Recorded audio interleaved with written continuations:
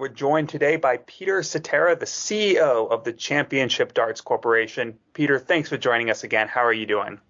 I'm doing wonderful, Burton. Thanks for having me on. It's always good to catch up with you. And it's great to get you back on the show. We're now just a few days before the second staging of the CDC Cross-Border Challenge. 8 Americans, 8 from some other country that I won't mention, to kick things off on Friday. How's the preparation going for the event as we edge closer to the weekend? You know, I don't think there's anything that truly will make you feel like you're 100% prepared and ready to go. Matter of fact, I think if you feel that way, it's probably an indicator that something's going to go catastrophically wrong. So, you know, we're as confident as we can be. Things are getting buttoned up as we speak. We'll be beginning our setup, on the Tuesday into the Wednesday. And so we've got plenty of lead time. Our production team is fantastic. And I know they'll have things ready to go for us. We were just talking off air before we started. The last time we had you on the show, Peter, was with my co-host Burton almost a year ago, just before the first cross-border challenge, Jeff Smith dominating the weekend to win the title. What were your reflections on how that first edition of this new event played out? You know, that first edition, anytime you bring something new to market, there's always a sense that you're just not prepared, not ready. And I think we dispelled those fears pretty quickly. I'm not sure how obvious it was to people remotely, but we worked through a whole bunch of issues that came up that you just can't prepare for. For example, we had a storm and the building was struck by lightning, and all the power went out. This is in the middle of a match, so I guess it was kind of trial by fire. But it was certainly well received. The audience in the room, the crowd was electric last year. It really felt like, a top tier professional event. There were people dressed up, fancy dresses, you would say, over in the UK. There was cheering. It was just a great atmosphere. And, obviously Jeff is a well-known player. Having him come through and be champion of that event certainly brought some real eyeballs to us and some good coverage. And, that's certainly appreciated as well. As I said before we started, Alex wrote these questions because I would never joke about women's hockey, but I'll read what he wrote.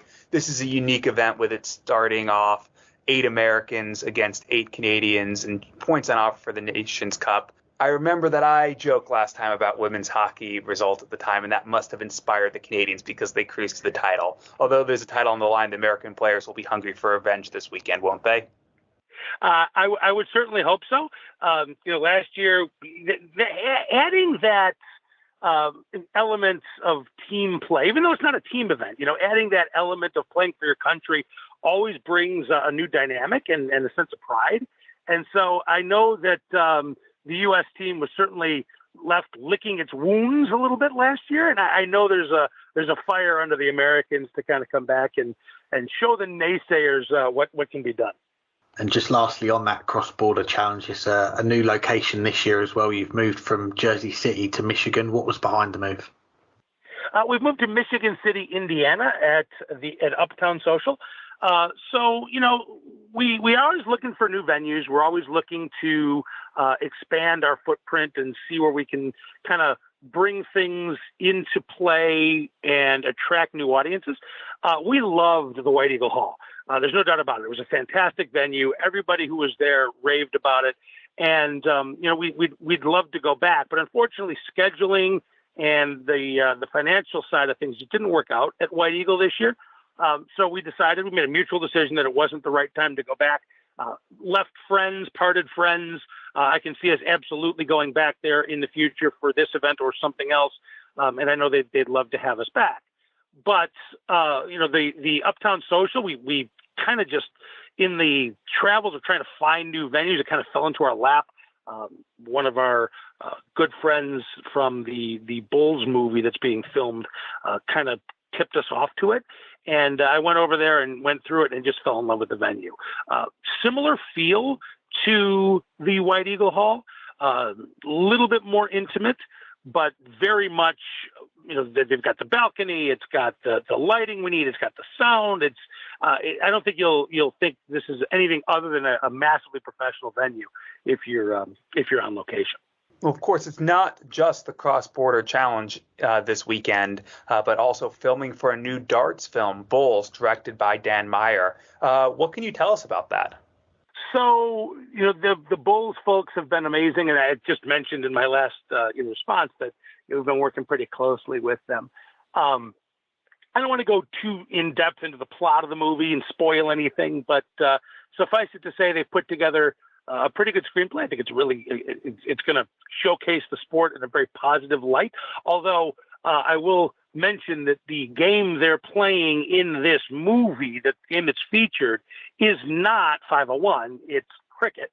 So it's kind of interesting for people that are more purists of the game might take a little step back and go, wow, But here in the U.S., of course, cricket is a huge game, and that's kind of why that's featured. But that team has put in, talk about facing adversity. They were ready to go, and then there was an actor's strike, and there was a writer's strike, and just as they were about to film production, they got that wrench thrown into their plans, and so they've kind of like us been flying the plane as they're building it.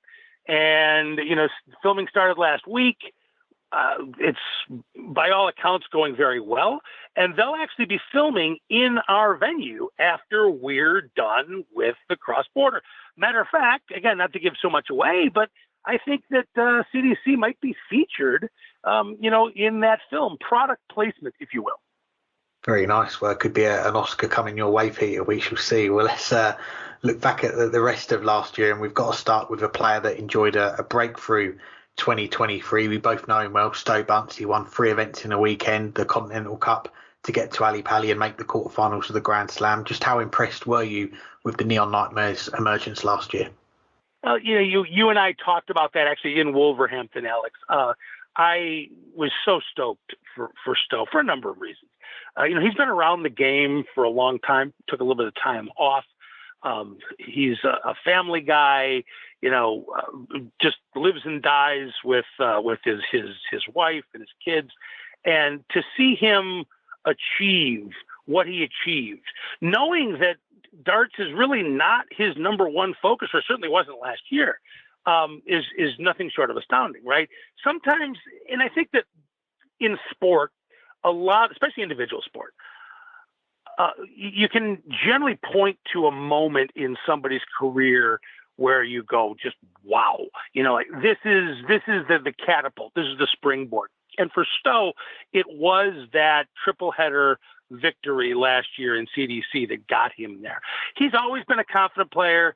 He's a good scorer, and finding the doubles consistently was the last piece. And he put that together in the CDC weekend, and we all saw what happened in the Grand Slam in Wolverhampton. It couldn't happen to a nicer guy, and he's a great representative for CDC, but just in general for North America and the game here. His run to the quarterfinals in Wolverhampton wasn't the only big surprise of the weekend, or of the week, I should say, in Wolverhampton, because you also had an unexpected meeting in person with my co-host, Alex.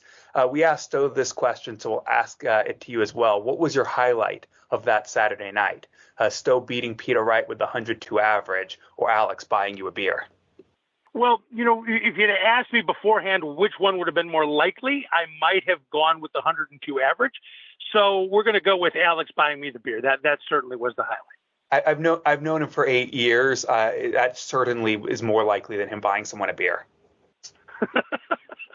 Wow, you've both done me dirty there. But no, it was great to meet you in person, Peter, as Burton mentioned there. And we also saw Stowe open up the World Championship after that as well. But it was Matt Campbell who captured the North American interest at Ali Pali last year. 2 wins to make that third round where he come unstuck like a lot of people did against Luke Littler. What did you make of Matt's run at Ali Pali?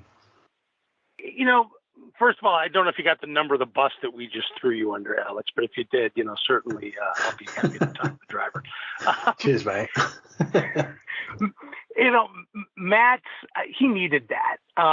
Last year wasn't, I think if you went and talked to him about his play last year, it wasn't where he wanted it to be.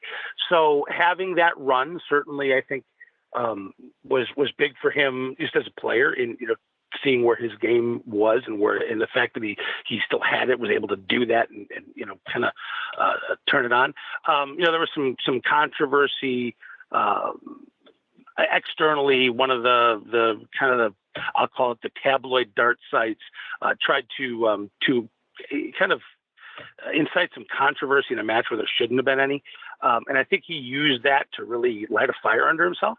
And you saw he wasn't going to take no for an answer until, of course, he got to Luke. And I don't care how long you say you're not going to take no for an answer. When Luke Littler's involved, if he's firing on all cylinders, you're not going to have a lot of say in that, right? We've all seen what he's capable of and where his game is. But overall, I couldn't be happier for Matt making that round, and hopefully we'll start to see his game again come together this year, and he makes another march to not only get the World Championship but retain his card. Now, when we last had you on, you mentioned the launch of a new affiliate organization, the Championship Darts Latin America and Caribbean Tour, thankfully known as the CDLC for short. We just had a qualifier for the World Cup and 2 weekends of events for a spot at Ali Pali. How did you reflect on the first year of CDLC events? It's a work in progress. It's wonderful to have the affiliate kind of going into a new region. Especially one, we've got now essentially the entire hemisphere here is rolled up professional darts under CDC or our affiliate CDLC, which rolls up under CDC. And so, adding another continent essentially, which is what we did, is certainly not an easy task. It was amazing in a lot of ways that we were able to pull that together. That region of the world is really ripe, I believe, for darts to kind of get on the map. And I've said this in other interviews, and I'll say it again because I firmly believe it, in that they experience sport much more like the way Europeans experience sport. It's much more active consumers of sport, whereas here in North America, we're more passive. Go to a baseball game, you'll sit on your hands talking to the person next to you until something happens. Then you get up and cheer, then you sit back down and talk again. It's just the way we look at sport. It's totally different from that. So because they have that passionate connection to sport, and also because there's fewer sports out there to compete with. Here we've got, especially in the U.S., we've got sport all over the world, all over the map, right? NFL, NBA, MLB, you name it, MLS, NHL, so darts can kind of get lost. There's less of that in that region. So I think that certainly we're going to kind of push that and get the sport where I think it belongs. That being said, it's a long road. The talent level there is not commensurate with the talent level here in North America yet, and that's fine. They haven't had the grassroots efforts, right? So, we're really trying to push development inside the different countries, and there's a language barrier in some cases because most of us speak English and a lot of there's Spanish speakers. So there's a lot of challenges to it. But you mentioned we had, 2 weekends. We did. We sent Norman Madhu to the Ali Pali. We sent Norman Madhu and Sudesh Fitzgerald to the World Cup. And we just had our qualifier for this year, matter of fact, just last weekend. And Team Guyana, Norman Madhu and Sudesh Fitzgerald, qualified again. So you'll see them back at the Eisbertal in Frankfurt for the World Cup. And we're excited about that. This year we're looking forward to. We're going to have 2 weekends. We're going to Jamaica, so we're adding a new nation, and then we'll be back in Chile for the second weekend. And right now, going on a little bit, but right now we're also planning an expansion in 2025, probably adding another weekend in another country. So it's a work in progress, but it really is, a kind of a passion project for us. And especially, I know, for my associate, Jeff Good, who kind of spearheads things down there. Definitely keep up the good work with that. And we were going to mention that qualified this past weekend, Sudesh and Norman winning through it again. But we wanted to bring up the runners-up from that qualifier, Norwin Jimenez and Gerald Ordenana from Nicaragua, not a country we've associated with darts before. So what can you tell us about it? Or I guess any of those countries that you've started working with that maybe do have that growing dart scene already? Yeah, so, in the darts world, there's really none of those countries that are known quantities in our sports. It just isn't. Darts is kind of spread out. Number one, a lot of these countries, the infrastructure in terms of getting from place to place is a little bit more difficult than it is, certainly here in the United States. So players have a tougher time sometimes because there's fewer of them and maybe difficult to travel, of getting, kind of face to face as often as they probably need to elevate their game. Which is part of what we're trying to do with CDLC, right? That's one of the keys of expansion, is to get them to beat up on each other, obviously in a not in a literal sense, but in a figurative sense. That'll make them better. Nicaragua, before last year, I would have told you that darts didn't exist in Nicaragua. But here we are, and Norwin's a great player. He'll be an up and coming player. You'll hear that name again. Costa Rica has a vibrant dart scene. And it's grown pretty much exponentially in the last few years. So you'll hear, guys like, Guillermo Soto, we call Mimo, or Alex Gutierrez. There's just a number of different players that you'll start hearing from more and more often as we're able to stage more of these events. There's countries that'll start popping up. Chile, certainly we've had teams from Colombia. Panama has been a stalwart supporter of what we're trying to do. And we're really trying to now bring in some of the Caribbean countries, Jamaica and the Bahamas and the Cayman Islands, and, a bunch of those little kind of smaller nations in the Caribbean to try to get them on board too. Hence the fact that we're going to be in Jamaica. Well, I know there's at least one dartboard in the country of Guatemala because I played darts when I was there on holiday a few years ago. Possibly the worst dartboard I've ever played on, but another country to expand to in the future. In Guatemala, actually, I was on a cruise. I was just in Guatemala about 10 days ago. Fantastic country, wonderful people. Agree, and I need to get back. It's been a while, although last time I went, I came back and I was ill for the next 6 weeks. But that's a different story. Let's circle back. Don't drink the water, Burton. Don't drink the water. Let's circle. Well, I live in D.C. and I'm used to that advice. Let's circle back though to the CDC in a milestone year. This is the 10th year of the CDC. A few changes though to bring up for 2024. Firstly, the player who tops the points on the CDC rankings will get an automatic spot straight through to the final stage of PDC Q School. How much of a step forward is that for the CDC? I think it's wonderful. It recognizes the leaps and bounds that we've advanced the game here in North America over the last 10 years. A lot of talk has been made in the darts media about, the players that you're Stowe Buntz and Alex Spellman and Danny Lobby and Matt Campbell and Jeff Smith. There's been a lot of focus on these players. Obviously, we can't take credit for Jeff Smith. He's been a fantastic player forever. But, those others came through our system. And to see them reward us with that berth in that second round and not having to play the first stage of Q School for that is just another, I think, feather in our cap. And another change to the schedule is the main tour for the CDC has gone up from 4 to 5 weekends, starting in Brownsburg next month. How excited are you for this new season to begin? If you'd have told me 10 years ago that we would be here now, I would have probably given you about a 60% chance that you were smoking something you shouldn't have been smoking. But here we are. It's been a long and winding road, but I think we're stronger than ever, and we're trying to add events and add opportunities for players. You'll see us do more of that, in the coming years. We've got big plans that I can't really reveal much of here, but to expand the tour again. So, we're all in on this. And, I think that it's I don't know how to say this I don't want to sound arrogant, but it's impossible to look at the state of darts in North America right now and not at least give some shout to us and the efforts that we've put in to get the sport here. And so now, the next challenge is to bring the recreational fan in. And that's why we're doing the cross-border. That's why we'll move the Continental Cup, and we'll do those in nice, bigger venues. Obviously, you've seen the results at the Madison Square Garden. Ticket sales are fantastic. They're ahead of last year by 1,000 tickets at this point. So darts is starting to become a thing here. And, the work isn't done. There's a lot of hard work left ahead.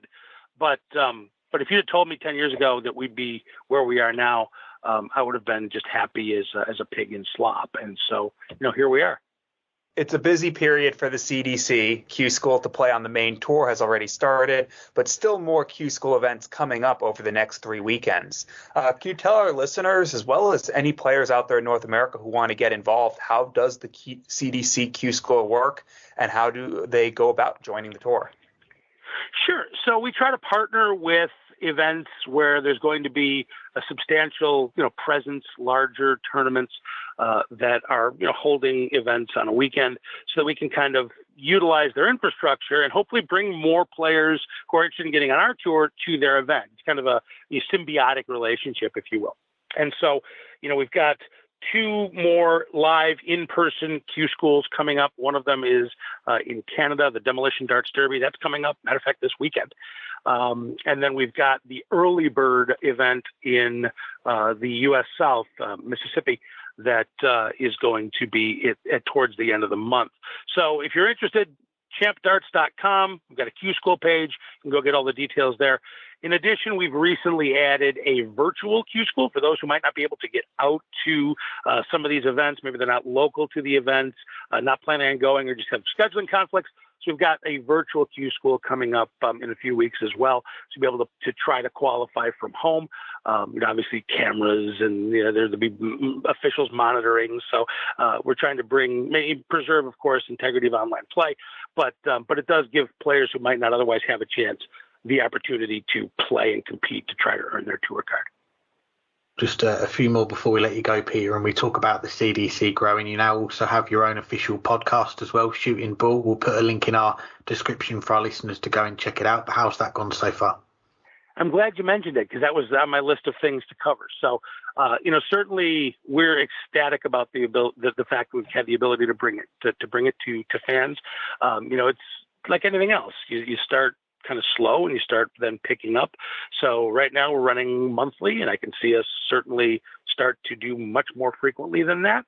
We brought on Anthony Eugenie as our host, my partner, Anthony Eugenie. He's done a brilliant job kind of planning it and assisting with the guests and trying to figure out what topics we're covering and how we're going. And, I'd be remiss if I didn't mention that we brought on somebody to assist us in the marketing and the podcast production by the name of KJ McGlynn. And she's done a wonderful job also working with Anthony to get that to the point where it's ready to go out to the world. I was lucky enough to be a guest on the inaugural podcast. I hope they'll have me back. Not sure, but it was a really enjoyable experience to sit down with Anthony and our other partner, L. David Irete, and just kind of reminisce about the first 10 years and the state of the game. Matter of fact, there's a preview episode. So if you're interested in podcasts, there's a preview episode for the Cross-Border Darts Challenge that will drop tonight, as a matter of fact. So by the time this interview airs, it will be available on all of your favorite podcast networks. Now, beyond this weekend, lots still to come for North American darts this year. One of the highlights being the World Series at Madison Square Garden, starting the day after my birthday and ending 2 days after my birthday. So I'll count it as my birthday weekend. What's the interest been like? And Burton, to be fair, that's exactly why they moved the date. It's because of your birthday. They wanted to help you celebrate. I know that. I knew that they're pulling out all the stops to make sure I finally show up. Most definitely. So what has the interest been like for this year's event, especially off the back of Luke Littler's exploits over the past few months? It's, I think I mentioned a little earlier, it's wonderful. The ticket sales are up. Saturday night, I anticipate that every seat in that theater will be full. Last year we almost packed it. I pretty much guarantee we'll be sold out this year. We're starting to see more interest in the Friday sessions. So the word has gotten out that that's the place to be if you're a darts fan. And more importantly, Luke Littler is starting to get coverage, here in North America consistently. We've had darts coverage in North America, by mainstream media occasionally. Fallon Sherrick, of course, got a lot of airplay. The World Championship typically does get some sort of mention on the larger sports podcasts and sports networks here. But Luke Littler is now a regular topic of discussion on some of the leading sports podcasts. And that's, again, that can be the catalyst for just more growth for darts here. And I think people are just recreational. Maybe they didn't know much about darts. Oh, hey, who's this Luke Littler kid? Oh, he's pretty good. Oh, wow. Hey, there's an event at Madison Square Garden. Why don't we go out and kind of see what it's all about? I think there's an element of that as well. There's no doubt about it. But again, let's bring that back to CDC. That's the energy that we need to capture to bring into our staged events as well. And that's why we continue to do them and plan them and execute them, is to really, again, make darts more of a mainstream sport here in the U.S. and in North America in general. Well, I'm not sure who's the biggest draw for all those extra tickets being sold this year, Luke Littler or the rumours that Burton DeWitt's going to be attending the Madison Square Garden this year. But lastly, when we last had you on, you mentioned Anthony Eugenia, the Chief Operating Officer of the CDC. He's got a legendary notebook with lots of ideas and possible future events. Can you give us any sneak peeks of what could be on the horizon from the CDC? Right now, nothing I can really mention publicly. I will mention that in the next day or so, we're going to have a fairly significant announcement, not necessarily event related, but fairly significant announcement I think people will be interested in, but nothing I can let slip at the moment. You'll have to have me back on later in the year if you'd like to discuss some of the things we'll be trying to do. Well, that's one way to sell yourself another spot on this podcast. I will have to take you up on that. Burton, if you're not fighting, you're never gonna succeed. This is the place to be in darts media. At least that's what everybody says. So I want to make sure I'm back on. Well, thank you. We hope everyone's right, and thank you so much for your time. Sincerely appreciate it. Thanks for having me on, gentlemen.